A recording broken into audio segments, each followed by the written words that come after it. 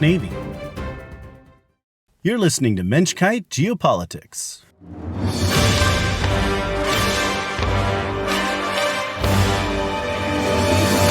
Mensch-Kight Geopolitics is your home for conservative commentary on international affairs with an eye toward Israel and the Middle East.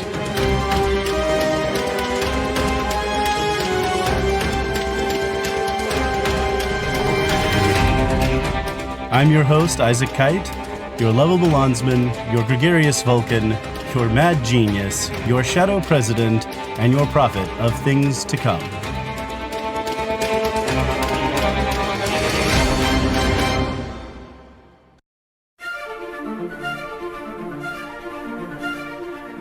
Welcome back, insiders, for another fun-filled and exciting episode of Mensch-Kight Geopolitics. My mention, my insiders, the supremely erudite, highly educated, well-informed, the most inside of the insiders. Let me tell you, my friends, oh my God, do you guys get good info here? I hate to toot my own horn. It's not something I do. Okay, I do a little. But I've been listening around to a lot of different experts and the usual suspects. And of course, podcasts like The Goodfellows, which, from the Hoover Institute, really great analysis there, right? Grumpy economist. You have H.R. McMaster, former national security advisor, right? And of course, the awesome Neil Ferguson, whose historical books are incredible. I've read most of them. Can't say I've read them all yet, but they are excellent. And, you have great people like that. And yet, as I listen to some of their interviews of late, there's a lot of areas where the elites, the highly educated, the people who are so much smarter than the rest of us, are just way off. And I don't know, maybe it's the bias of being in academia. I don't know. I mean, I love Neil Ferguson. I really do. Like, his books are great. He has so many great things to say. But I'll tell you, my friends, his analysis on the Donald is just, I don't know. It's like he's on Mars somewhere. He is beyond the orbit of the Earth. It's out there. And he's not the only one. Republicans, Democrats, conservative commentators, liberal commentators, everybody's just way off. People out there talking about, the terrible economic choices made by Donald Trump could come back to haunt him. And it's like, what terrible economic choices? The tariffs? I mean, seriously. My friends, this is just driving me nuts. People need to get, I want to say, in the words of my generation, people need to get a clue. It's like Clueless. Movie from back in the day. God, all that stuff is ancient now. Oh my God. But in any case, they need to take a hint. Donald Trump said that these were reciprocal tariffs aimed at lowering trade barriers and seeking a renegotiation of trade deals. And a funny thing has happened since then. Every country in the world has come to sit down to negotiate new trade deals. We've agreed to one with Britain. I mean, I don't know what to tell you. Even China caved. I mean, I'll come to that here in a minute because that's big news. Even China caved. Okay, so we know what's going to happen here. Over the course of the next few months, these deals are all going to be signed and agreed to and this kind of thing, and we will iron all this stuff out. Okay, maybe some of the smaller countries we trade with will be working on those into the autumn and maybe even the winter. But by the end of 2025, all right, all these trade deals will be renegotiated for, ad nauseum, forever, right? Going on and on and on, ad infinitum. And we will have better trade relationships with the rest of the world. It's already happening. We have a trade deal with Britain, right? And that's going to mean U.S. beef, U.S. agricultural products can get into Britain now. So that's really good for our farmers. And that's just one country we're trading with. And, there are many, many more. And the deal wasn't so great for Britain, but Keir Starmer, Prime Minister there, is rather desperate. Britain really, really needs a deal. They really needed something to break. The British economy has been in a terrible state, but they need a trade deal with the U.S. like nobody's business. So they got one, and it wasn't the greatest. And if you saw the press conference, right, you have the Donald sitting there and he's talking about all the great things for America's companies and the American economy. And Keir Starmer's talking about how great it was, the cooperation we had at Normandy and all of this so many years ago, because he doesn't want to talk about what's in the trade deal. I mean, it continues. British auto manufacturers, British automakers will be able to continue to export to the U.S. at a fairly low tariff rate, like 10%. And something like the first 100,000 of them will be exempt from the tariff. But still, I mean, we're gonna continue to trade. But our companies are gaining access to their market, and our farmers are gaining access to their market. Well, that's good. That's a better balance. That's what we're looking for. I mean, we, the American people, we, the working people, are tired of being sold out. And what's really hilarious to me is all these people about, unpopular economic problems and this kind of thing. And you go and you talk to average people, union employees, and I mean like employees who are organized, not the people who actually work for the union. Those poor people. Oh my God. You want to talk about, that's an interesting place to be. Okay. Anyway, the unionized employees and manufacturing workers, this kind of thing, right? You go talk to them. Everyone's for this, right? Everyone understands that tariffs are good for the economy, good for us, good for working people. Okay. So this is just going to blow over and it's going to be a big nothing burger. In the end, everyone's just going to celebrate it.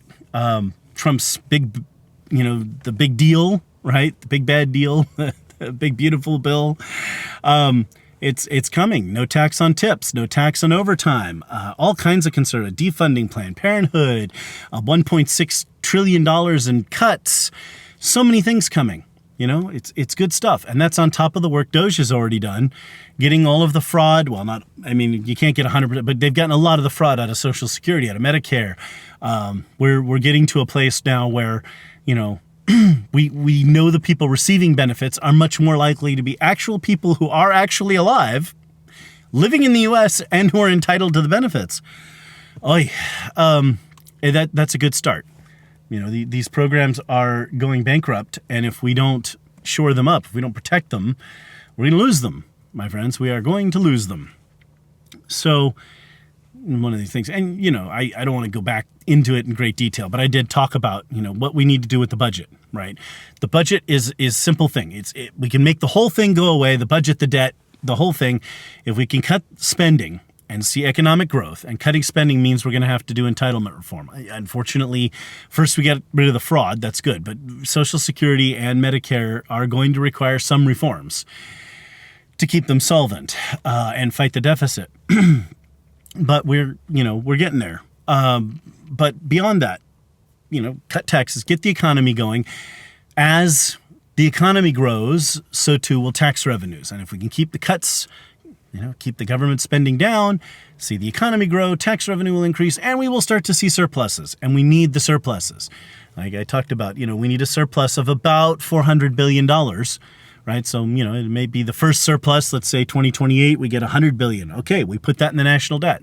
And then we get $200 billion in 2029. Okay, we put that in $250 billion and so on and so forth. And when we get to $400 billion, we start making that 100-year payment on the national debt, and we put that in the budget. Right, that becomes part of our budget. So, we've got $800 billion in debt service, $400 billion in debt repayment. Right, so we pay the interest on the debt and we pay a little bit of the principal. And as I mentioned, with that $400 billion payment, that 100-year payment, in 25 years, that will pay down nominally a quarter of the debt in terms of its dollar value, but inflation will take out another quarter. So in 25 years, the debt will be halved to all intents and purposes, right? So it'd be like $30 billion in numerical sense, but it'd be worth what would now be about $20 trillion, excuse me. So, you've got, the point is you take a $40 trillion debt and we can cut it in half in 25 years just by making a $100 payment on it. I mentioned, this is kind of how the British Empire did it from 1815 to 1914.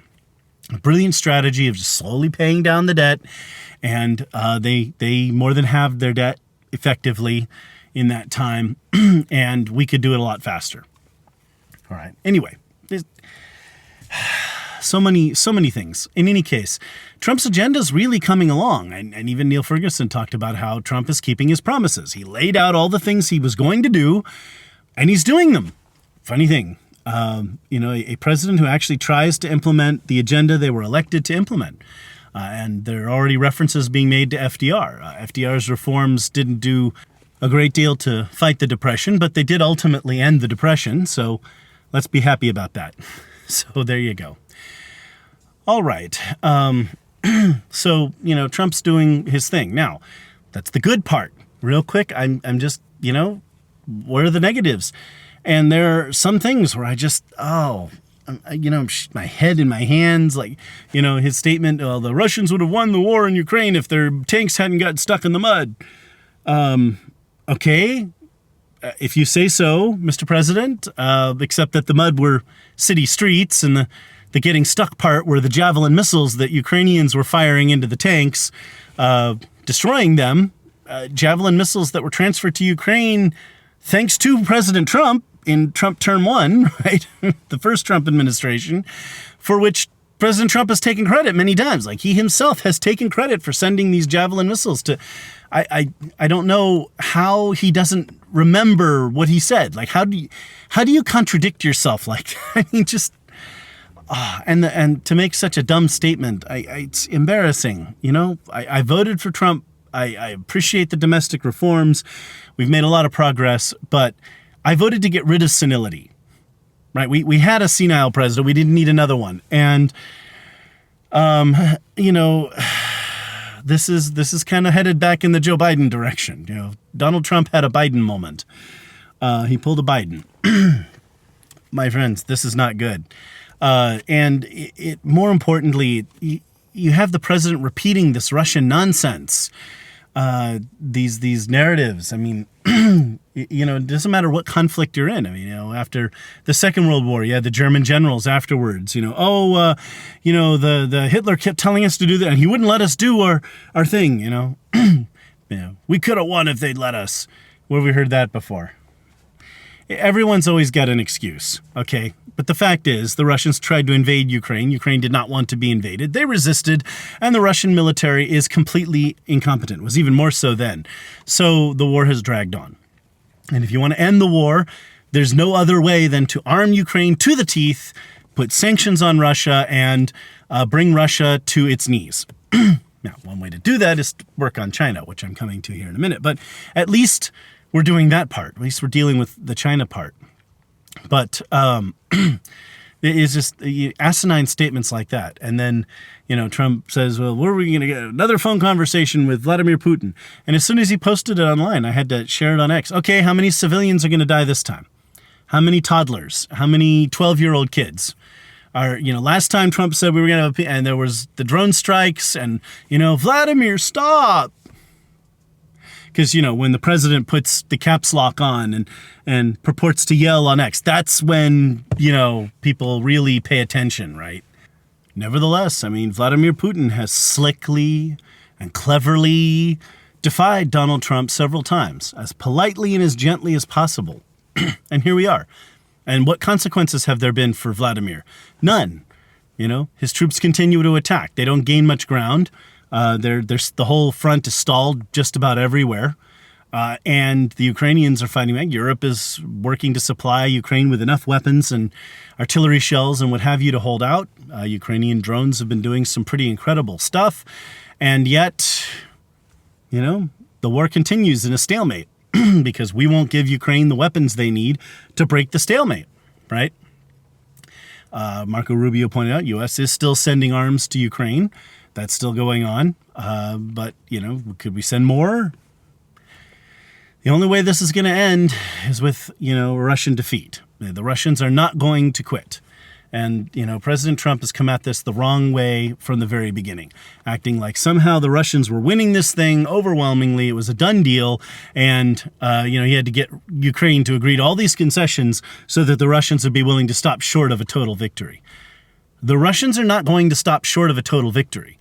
They'll stop short of a total victory the way the Japanese did in the 1940s and the Germans did when they were defeated, right? The only reason Japan doesn't control China today is that Japan was defeated.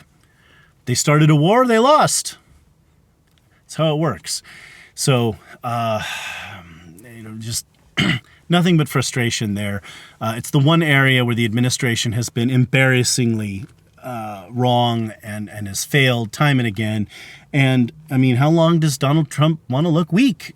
Stand up, step up, and act like you're large and in charge. We've been saying, well, Trump's such an alpha. Then why is he being a beta to Putin? It's time to toughen up. It's time to take a stand. Speaking of alphas, India and Pakistan. So, we know that India and its prime minister are definitely in the alpha camp. No, you don't want to mess with Prime Minister Modi.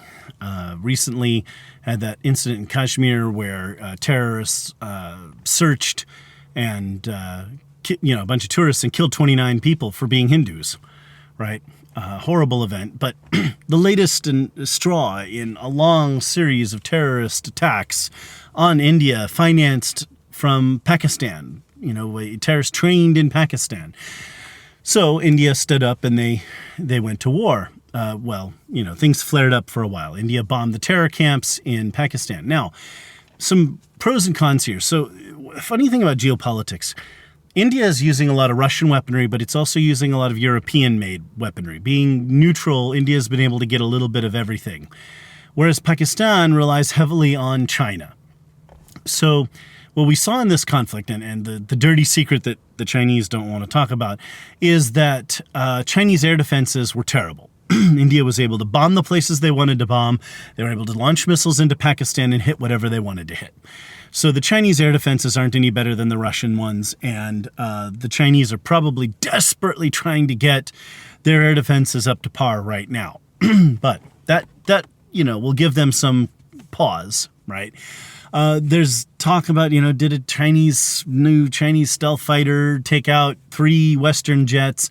There's still back and forth about that. India hasn't confirmed it. It's, there's been back and forth. Evidence of it seems to have been fabricated. The Chinese company that makes those planes, of course, saw their stock go up. What a clever thing there, at a time when China's having all these economic problems. So mixed bag of nuts at best. But for the most part, it looks like India was able to bomb where they wanted to bomb, do whatever they wanted to do, and Pakistan really couldn't stop them. And so we had this flare-up, and, this is the first major flare-up between armed nuclear powers. And it didn't lead to escalation. It just led to India bombing the terror camps and letting the Pakistanis know that they're not going to put up with this stuff. As for broader implications, so nuclear powers went to war and had a conventional conflict. That's a dangerous precedent, especially given the U.S. and China, right? Could the U.S. and China have a conventional war around Taiwan where nuclear deterrence breaks down, where neither side is deterred by the other's nuclear arsenal? That could be, that could happen. That is much more likely at this point, because once you cross the nuclear threshold, once you use that weapon, all cards are on the table, right? It's everything. It becomes a war of destruction at that point. Both sides trying to annihilate one another. So that's an interesting implication. The poor performance of Chinese air defenses and possibly, maybe their jets worked better than thought. There's some back and forth on that, but there's a lot to take away from this conflict, and technologically it's not good for China for the most part. So those are the larger implications. That they were able to keep it from escalating and keep the conflict contained is a relatively good thing. But, Pakistan needs to stop financing terror and, having terror training camps in their country, and they keep saying they're, we don't sponsor terror. Oh, these were civilian targets. India was bombing civilians. Yeah, civilians in terror training camps. Some civilians. Okay. All right. If you say so. So that's, that's basically where we're at and what's going on here. This whole, these terror supporting countries, they've gotten ridiculous. I mean, Pakistan used exactly the same narratives that Iran and their proxies use. And there were even people here in the West who just immediately jumped on the whole, siding with Pakistan thing, just like they do with Hamas. So, stupid is as stupid does, I guess. They're all on the same wavelength, and it's kind of dumb. All right. So there we are. Let's talk about China real quick, and then I'll dive into Israel and Israel and the Palestinians, Gaza, before going to the break. As I've talked about before, so China's economy is in really desperate shape. They're having some big problems, and Xi is facing some opposition within the Chinese National Congress. So he's starting to get pushback from a growing union between the Deng and Mao factions in the Congress. So Xi wants to be very careful. He wants to make sure he is not being thrown out of power. Dictators want to stay in power. That's their number one thing.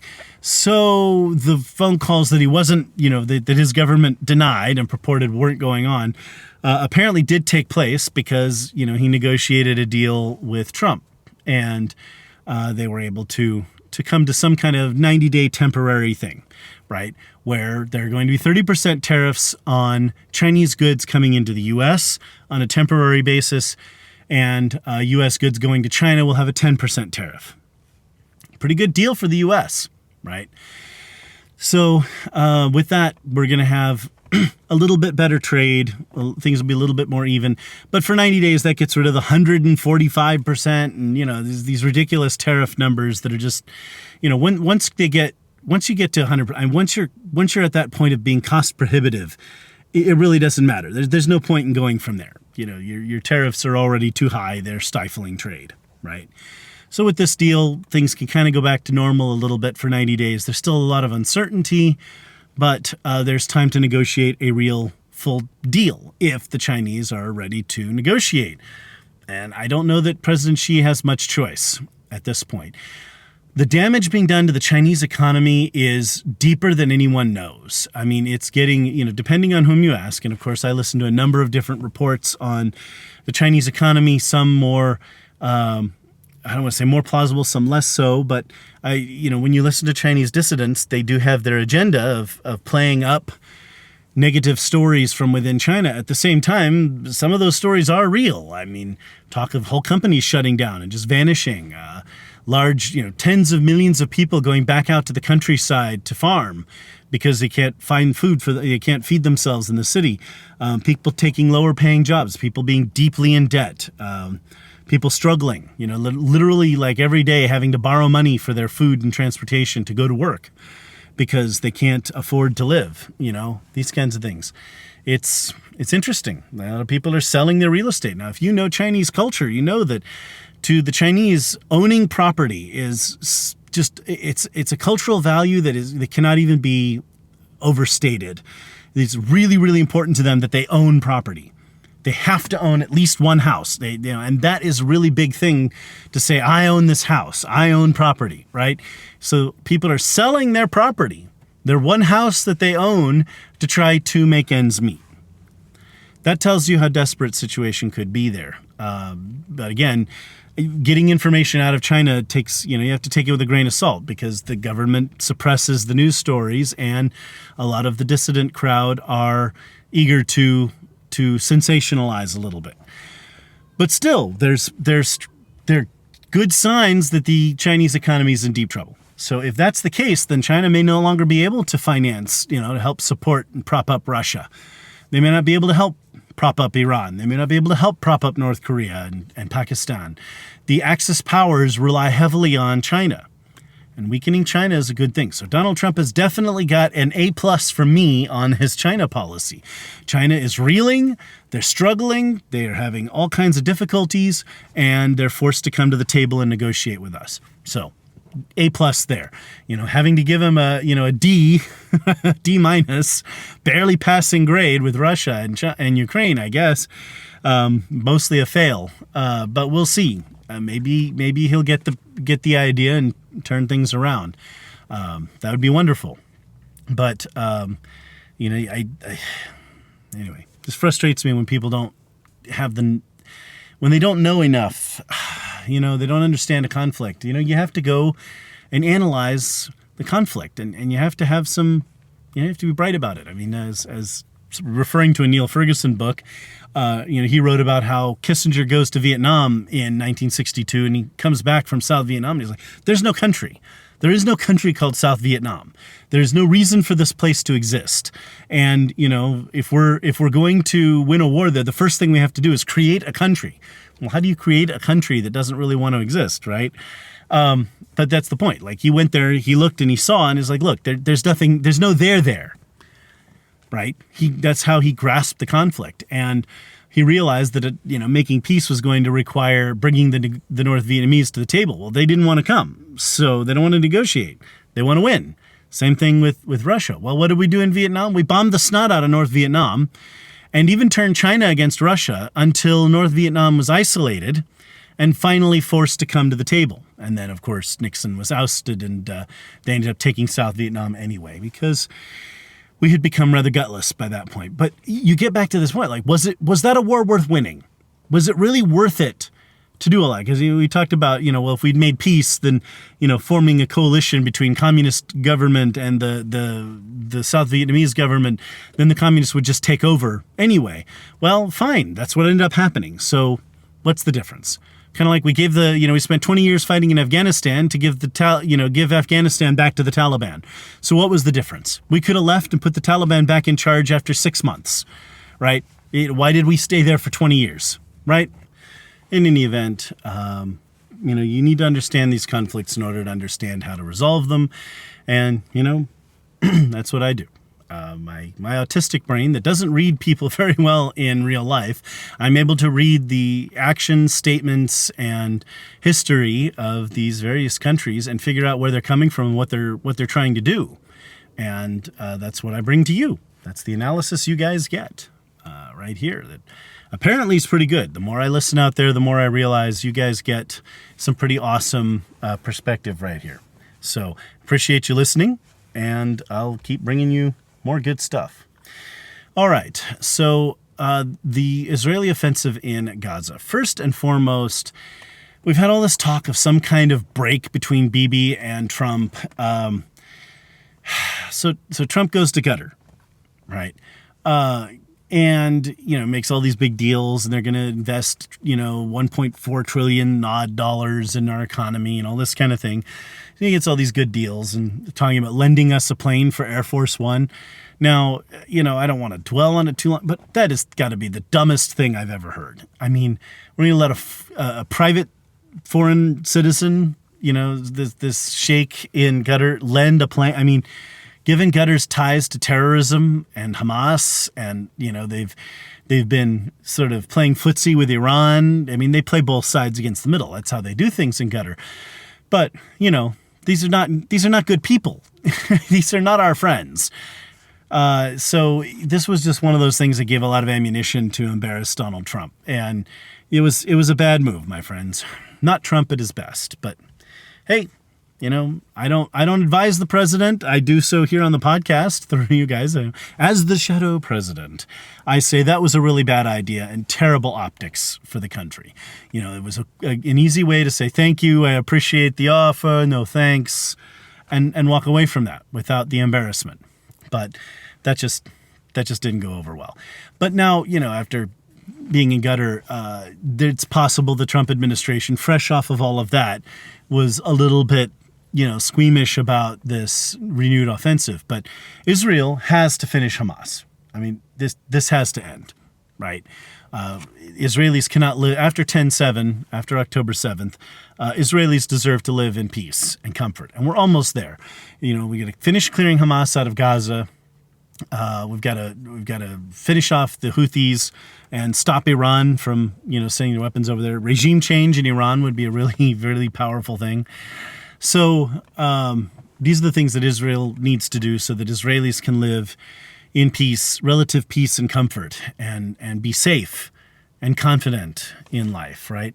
And they deserve to be there. So yes, there is a new offensive. It's mostly in northern Gaza.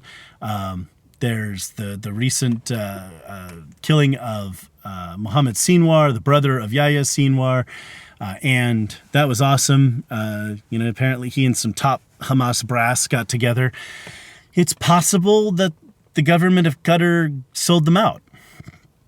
That's an interesting thing, an interesting rumor that's been floating around the Arab world. But the fact that, Qatar is this country that could know where he was, potentially, I mean, that just shows you what kind of people you're dealing with there. Anyway, so Israel's working on asserting its security. Even Mahmoud Abbas, the president of the Palestinian Authority, the head of the other terrorist organization, Fatah, right? You have Fatah and you have Hamas. Even he has condemned, in English, condemned the situation in Gaza and called on the unconditional release of the hostages. Now he says those kinds of things in English and then he'll turn around in Arabic and say something else. But he wants the Palestinian Authority to take charge in Gaza. So polls suggest half of Gazans want to leave, like 3/4 of Gazans would want to leave if they could go to Europe. Trump has been talking about relocating 1 million of them to Libya. Interesting notion. Libya is probably the one country in the North Africa, Middle East region that the Palestinians couldn't screw up. They screwed up Lebanon. If they, everywhere they go, they cause all kinds of problems, Jordan and other places. But Libya is probably the only country they couldn't screw up. It's already so bad, They probably couldn't make it any worse. Of course, there's a fear that a bunch of them would then be on boats on their way over to Italy. So Italy's going to have to shore up its defenses. They're going to have to work on, keeping these people out of Italy because you do not want these Palestinians in your country. These people commit crimes at such a horrific rate that is beyond ridiculous. And they're just, they have made themselves the scum of the earth. And people's conduct speaks for itself, right? And wherever these Palestinians go, they commit crimes that's so much higher than the average, even for migrants. And, they're incredibly racist. Right? We know that because they'd rather live in tent cities than give up the hostages, right?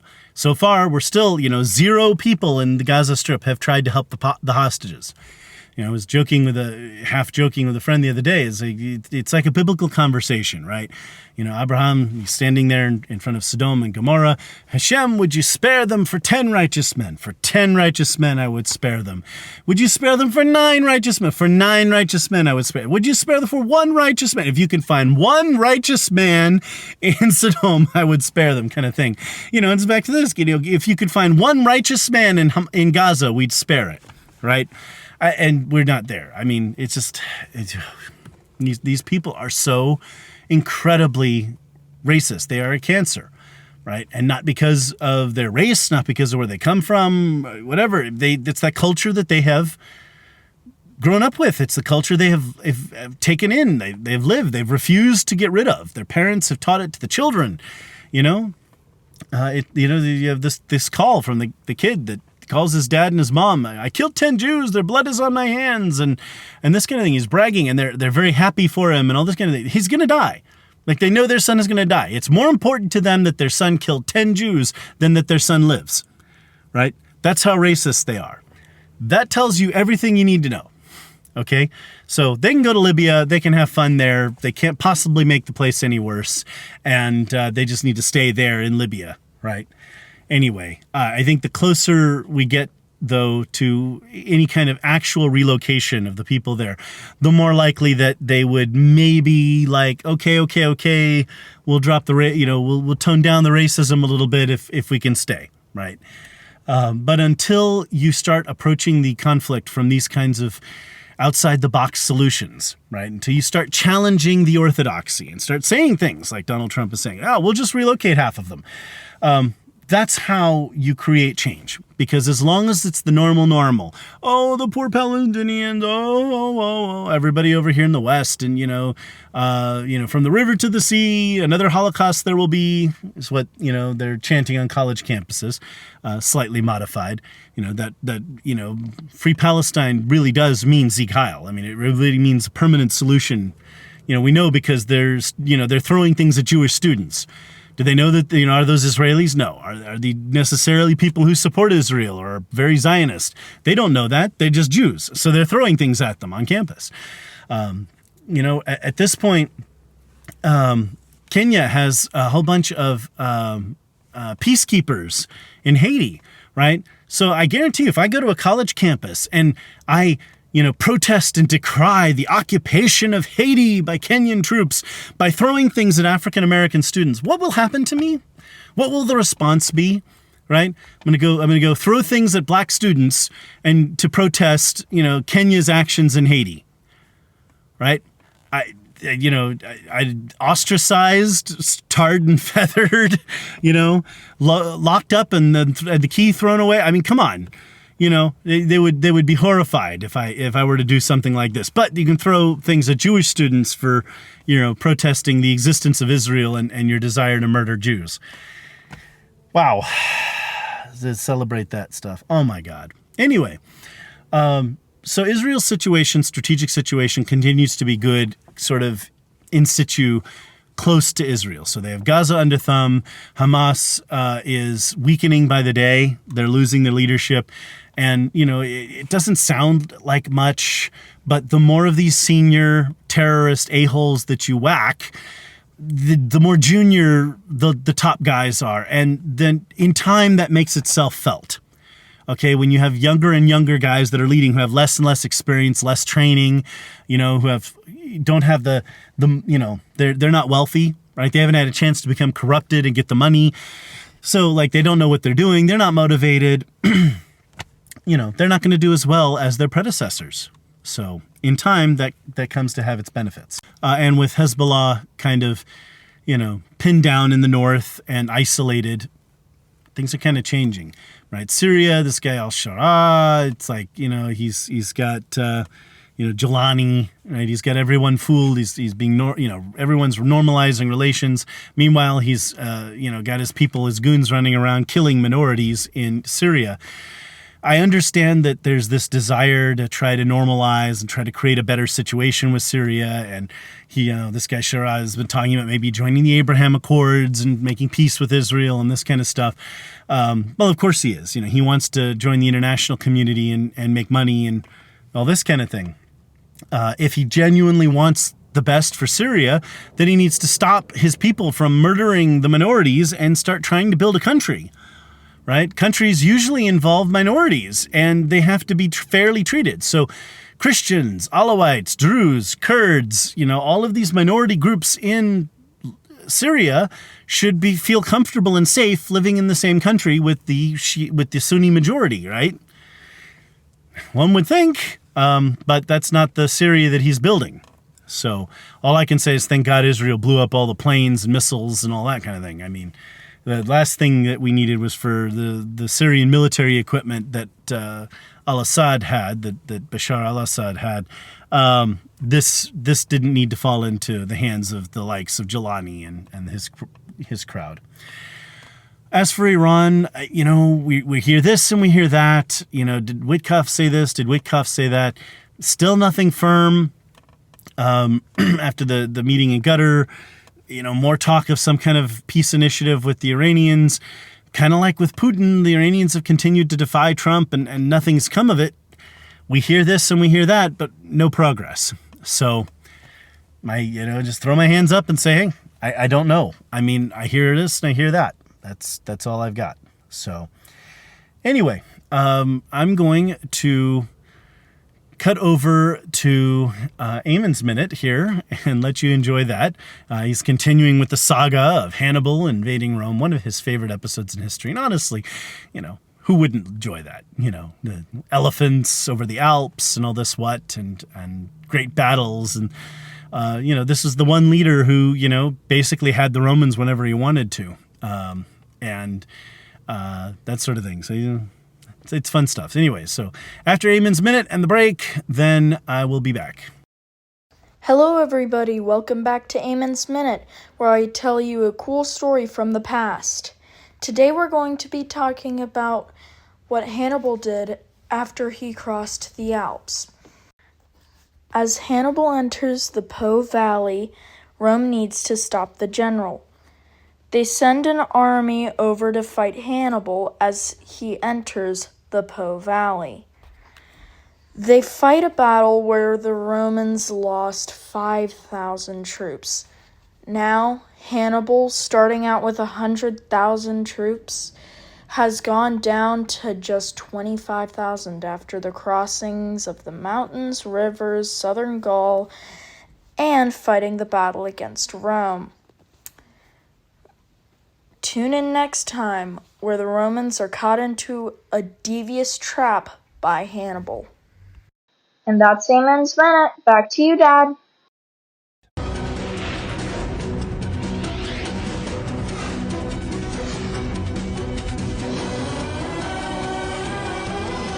You're listening to Mensch-Kight Geopolitics with Isaac Kite.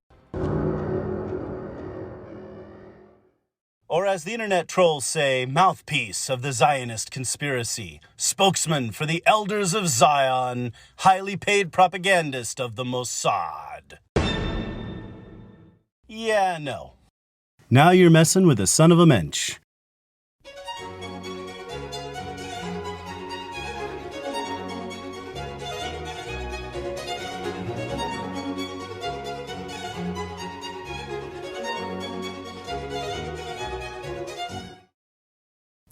All right, I'm going to make this section quick for you today, trying to move these things along, and episodes get long, and I have so much to talk about, so I'm trying to keep them down. Would like to post them more often, but, been under the weather a little bit lately. Allergies and the shifting seasons, they get me hard every time. So we have a company named Saronic, and they are working on naval procurement. They already make at least one unmanned drone for the U.S. Navy, and they're working on this concept they call Port Alpha, right? Mega Projects, which is a really great YouTube channel. If you don't follow Mega Projects, you get good information there. Is talking about their Port Alpha project, and I think it's funny because it's exactly what I've been talking about. Like, we need a major shipyard somewhere in Texas, and they're still looking to put one down. They've got a shipyard in Louisiana now, and I think there's one in somewhere else along the Gulf Coast, the Gulf of America now. Right, it's an entirely new body of water, same water, new name. Anyway, so Saronic has this idea that they could have this place where they could churn out in quick succession a whole lot of unmanned seagoing drones. And, sea drones from the range of the cheap ones that I was talking about that are basically like ski jets that you could just drop over the side of a ship and they could go off and hit an enemy ship. Poor man's anti-ship missile, basically. That's one option. It's certainly a possibility, but these are much more sophisticated. These ships can carry anti-air missiles. They can carry guns. They can perform a number of different missions, and that's an interesting prospect, an interesting set of possibilities. Basically, if you think about, the task force of the future involving aircraft carrier and a couple of escort ships, and then a lot of unmanned drones kind of running around the fleet, maintaining the fleet's security, that would certainly be better than putting more lives at risk and trying to build more manned ships. It's hard to build a lot of these ships. Now, we still need more of those. Remember my idea of building an American Corvette, basically, or getting a frigate program that we can actually build. Wouldn't that be lovely? In any event, so that's out there. We are going to have to build more actual manned surface ships and submarines, but drones provide an enhancement to those. They can make those ships better, right? So you imagine, maybe you have one frigate that could be patrolling part of the Red Sea, but it could have 2 or 3 drones, unmanned ships that are nearby that it can use to perform missions without putting any humans at risk, and basically, enhancing the power of one ship. Okay, this is an interesting idea. So their Port Alpha idea is that Saronic will build a port somewhere in Texas. I still say Port Arthur, Beaumont area, really great place. Real estate prices aren't too bad. So, skilled employees that are attracted to the area could get good jobs. There's good education in the area that would be happy to build the technical programs you need for your workforce. And it's a nice little community to live in if if we bring in a little bit more money and economic vitality to the area. That would be good. If not, there's somewhere in the greater Houston area, but Houston's already built up. They've got NASA, they've got a lot of stuff. So, I don't know that anyone want to be there. And Corpus is hot. You go on down the coast there. From there, it only gets hotter. I just don't know that you're going to be able to draw a lot of people down there. But Port Arthur is right there. It's, a day trip from Louisiana, and, so your employees would be happy to work there. And, you can bring in, you get a lot of education in the broader area, closer to your ports in Louisiana, and you have access to the inland waterway and the rivers, the various rivers in the area, to move goods and raw materials in, and your, finished products can sail out into the Gulf, right, from there.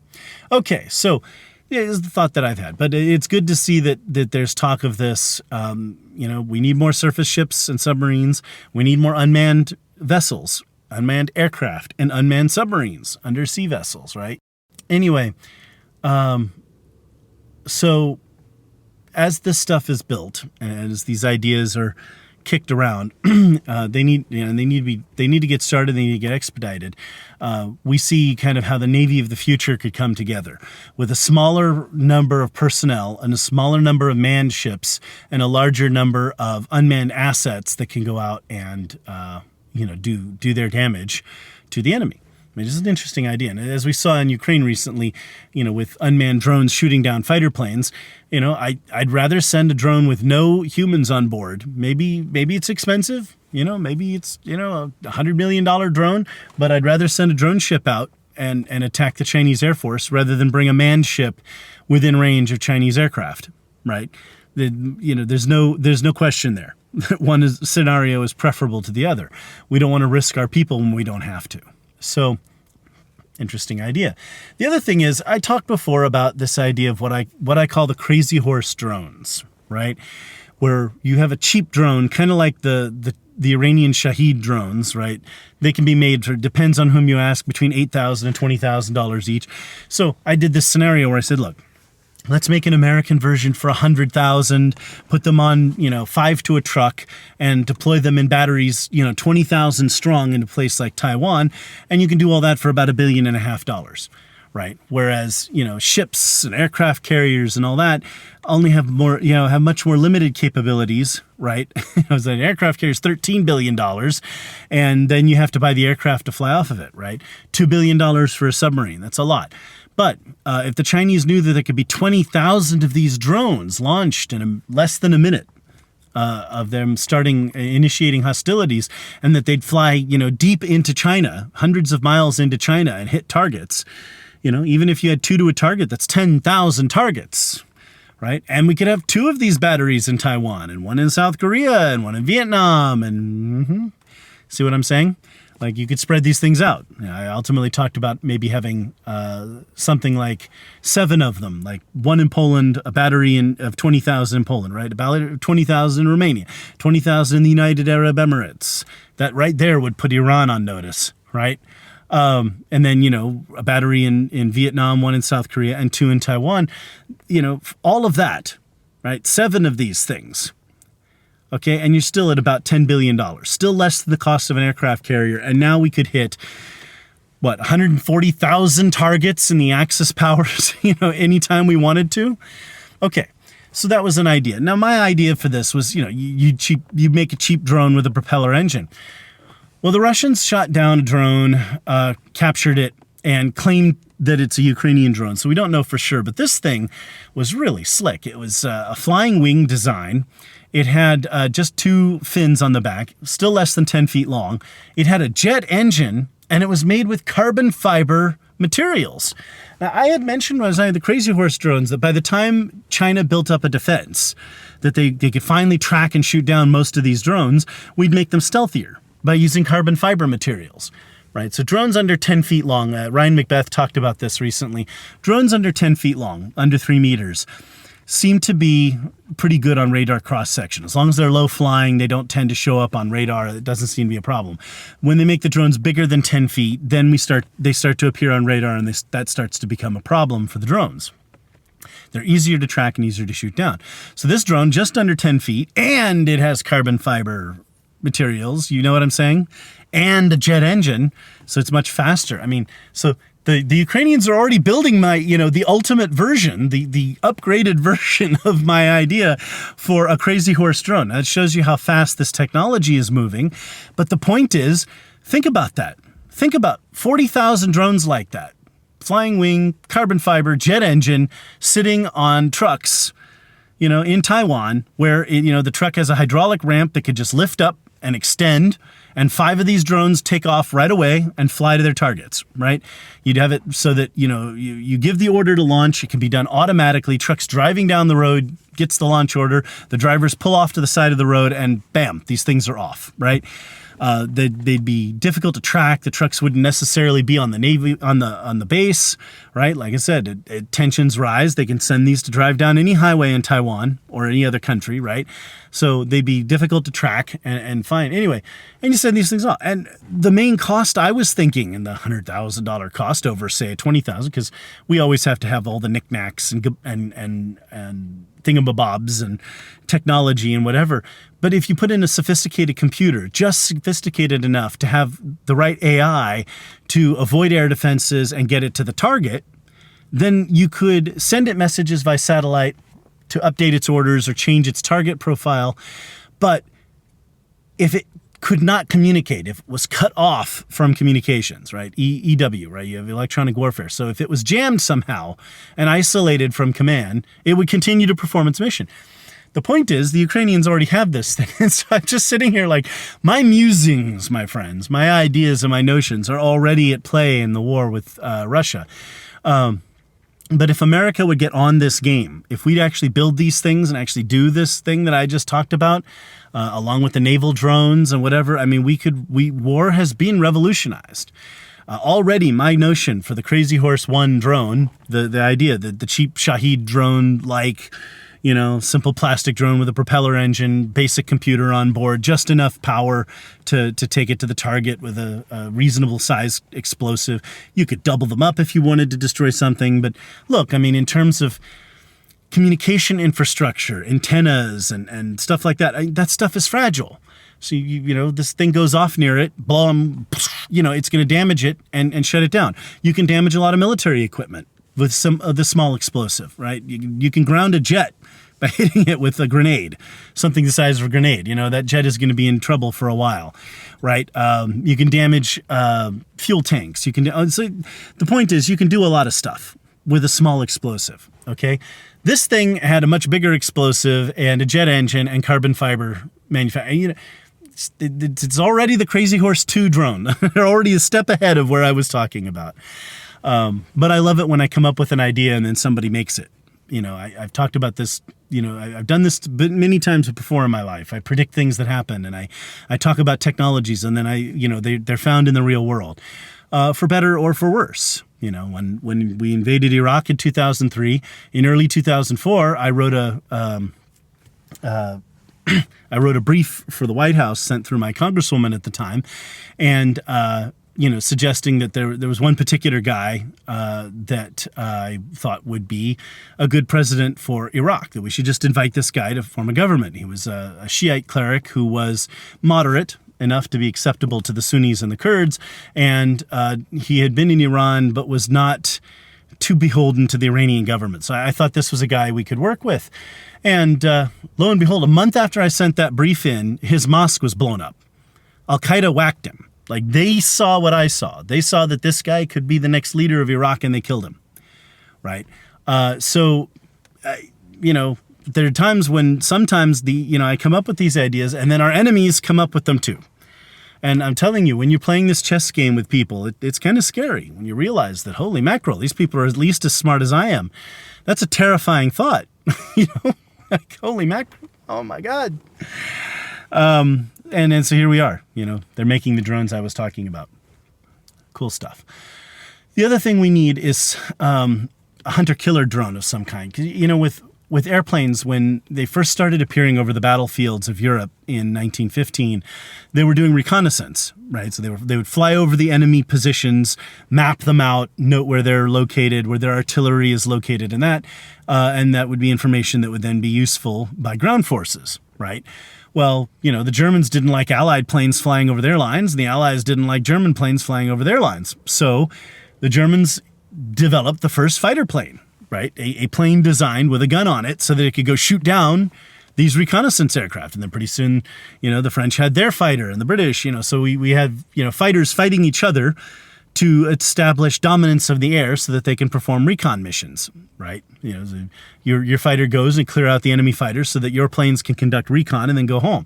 Well, then, planes started bombing and all this kind of thing. And as they became more capable, they went from there. But the fighter, right? We really need a hunter-killer drone. And I know this is out there. Ryan Macbeth fielded a question about it in a recent video.